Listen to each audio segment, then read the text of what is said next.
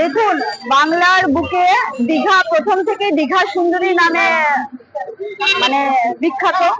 সারা ভারতবর্ষের মানুষও জানে এই সমুদ্র তটের কথা, দীঘার সৌন্দর্যের কথা।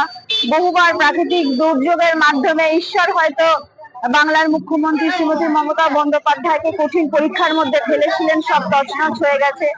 তিনি আবার নিজের প্রয়াসে দীঘাকে নতুন নতুন করে সাজিয়ে আবার ঈশ্বরের কাছে উপহার দিয়েছেন। এবারে নতুন সংযোজন দীঘার জগন্নাথ দেবের মন্দির, যেটার ভাস্কর্য শিল্প ইতিমধ্যেই আমরা টিভি বা বিভিন্ন চ্যানেলের মাধ্যমে দেখেছি।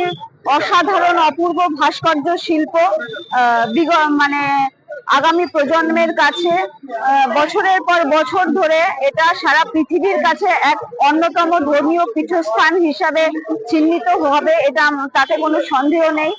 আর সবচেয়ে বড় কথা, সর্বধর্মের সমন্বয়ে এক মহা মিলনের ক্ষেত্র হবে এই দীঘার জগন্নাথ দেবের মূর্তি।